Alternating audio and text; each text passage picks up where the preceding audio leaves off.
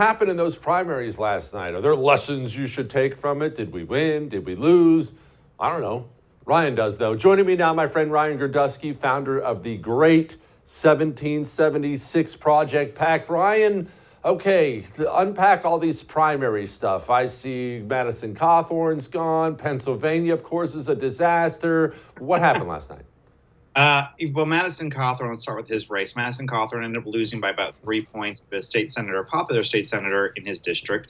Madison, as I wrote in an article for the website Unheard, didn't die of a fatal blow. He died of 1,000 small paper cuts. I mean, Madison made 1 million small mistakes from trying to leave his district and move out of it to and then having to run it all over again, to getting caught in a number of lies. There was obviously the nude video, which was personally embarrassing. There was accusations of insider trading.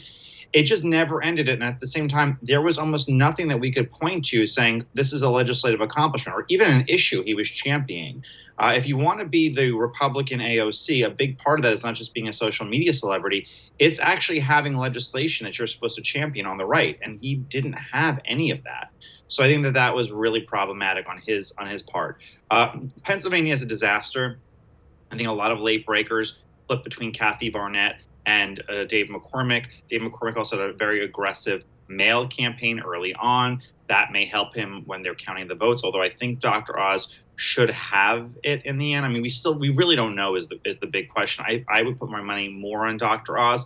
But look, it's very likely that one of these candidates is going to win by under 100 votes out of 1.3 million cast. And I think that just shows the field a lot of people didn't have a candidate to choose from. I mean, it wasn't like these were two amazing candidates. These were two very lackluster candidates with a lot of problems, and people really didn't know where to go. So I think that's why we're seeing it so divided. Let's focus on Madison for just a quick second. Death by 1,000 cuts. Obviously, you can't pick up your phone and look at a news site without seeing the guy's name in the headline somewhere, and I have no doubt he's made a bunch of mistakes. But a lot of this seemed to come from the right. A lot of the attacks on him seem to come from the right. Attacks from the left are not exactly a surprise, but why was he such a thorn in the side of the Republican establishment? Should we feel excited he lost? Should we be down and out? How should we feel about it? You know, I said like last night, if you look at a lot of the races, we had a lot of good candidates who won in a lot of different races. There was Bo Hines in North Carolina, who was an ally of Madison Cawthorn's, who did win, who ran on a lot of the same issues, who's as young as Madison is. I think that the problem was, I mean, everyone claims it was when he said that there was sex drug-filled orgies by 70-year-old octogenarian or 70-year-old or 80-year-old congressman that he was being invited to, which was a strange remark that he apologized for, though he insisted it was true. I don't have a real opinion, but I don't mourn Madison Cawthorn losing. Simply because, I like the way that he voted a number of times, but it becomes exhausting. I mean, he was not somebody who's been in office for 20 years and had a few scandals like Steve King did for saying things that were kind of inappropriate or that you had to defend but were kind of true. It came from Madison doing things over and over and over again, and you have nothing really to point to and saying, wow, he did something really great here.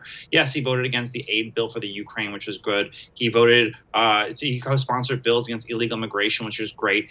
But at the end of the day, it was more about the personality, and the personality became very tedious to defend. It's also a guy who, he right after he was elected, a lot of his personal backstory that he made a part of his campaign to get elected turned out to be completely not true. From saying that his best friend left him to die when in fact his best friend had saved his life, to saying that he was part of the Naval Academy, which he was never part of. And then he got into a personal war with Senator Tom Tillis over the future of the party within the state. I'm no fan of Tom Tillis, but that was a big part of it as well. It just never seemed to end, and there was never a point where you're saying, well, yeah, he's got a lot of problems, but he's so great on so many things.